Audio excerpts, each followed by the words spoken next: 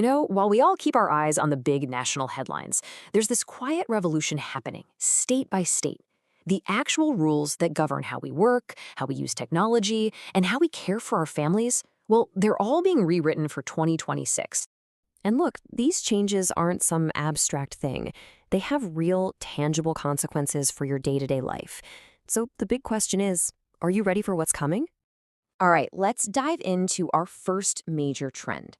We're seeing this huge wave of new laws sweeping across the country, creating brand new protections and rights for workers.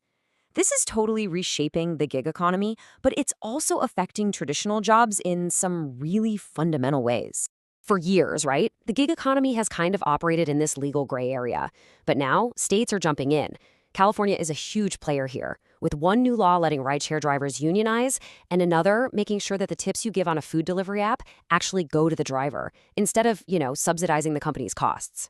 And Maryland is boosting transparency, making sure drivers get a weekly breakdown of exactly what they earn. But this whole trend goes way deeper than just the gig economy. States are starting to rethink some of the most basic parts of having a job, like how and when you get your hands on your paycheck, and what happens when you don't. So here's a term you're probably going to hear a lot more about: Earned Wage Access, or EWA. These are services that let you get paid for the hours you've already worked before your official payday. It's a huge help for a lot of people, but the industry has been pretty much the Wild West. Now, Indiana is one of the first states to actually write a rulebook for these EWA providers, with a big focus on protecting consumers.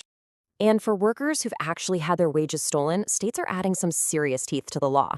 In the past, winning a court case was really only half the battle. Now, in California, they can triple the penalty if an employer doesn't pay up after a judgment.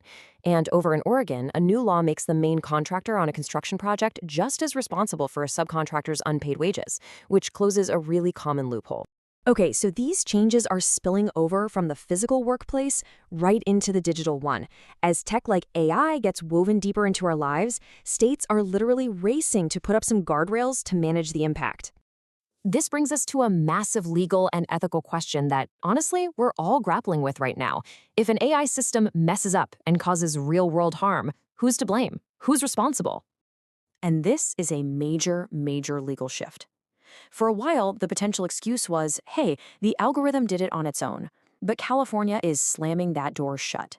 A new law makes it crystal clear. Developers or users of an AI system can't just throw up their hands and claim the AI acted autonomously. Nope. The responsibility stays right where it belongs, with the humans who build and use. But these new tech rules go way beyond just physical harm. Illinois is taking on AI bias in the workplace, banning its use for discrimination. The state is also protecting our digital replicas, our digital likenesses, by demanding super specific consent for how they're used.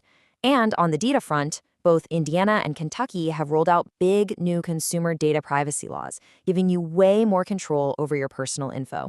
And that brings us to our third major trend. Beyond the future of work and tech, states are also really focused on the present. They're expanding laws that are designed to support employees' health, their safety, and their family lives. We're seeing such a clear multi-state trend when it comes to paid family and medical leave.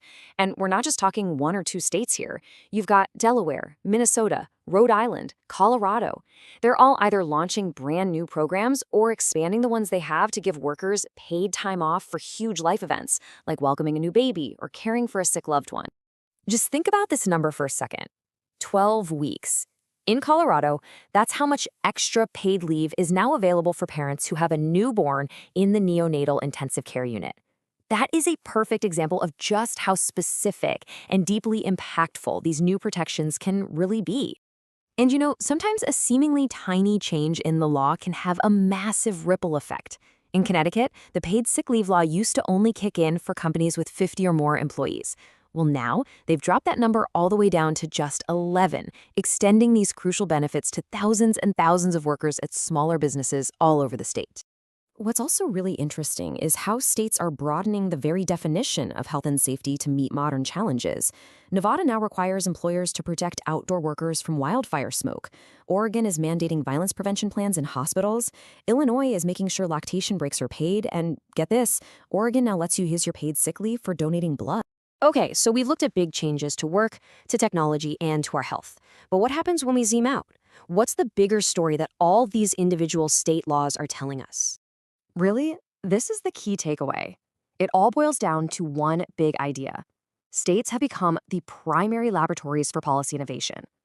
When there's not a lot of action happening at the federal level, they've stepped into that void, basically acting as 50 different experiments, trying to solve the unique challenges of the 21st century. And you can see it right here. The legislative activity is really concentrated in the three areas we just walked through: new rights for workers, new rules for technology, and new protections for our health and families. That's where the action is. So why does any of this matter to you? Well, it means that where you live, your zip code, matters more than ever before. Your rights as an employee, your protections as a consumer, your benefits as a parent, all of it can change and change dramatically just by crossing a state line. It's creating this incredibly complex legal map that is literally shifting under our feet. And this leaves us with one last, pretty provocative thought. If you look at history, a lot of major federal policies actually started out as these state-level experiments. So as states keep pushing the envelope on these huge, defining issues, the big question for the future isn't if these rules will change, but whether the rest of the nation is going to follow their lead.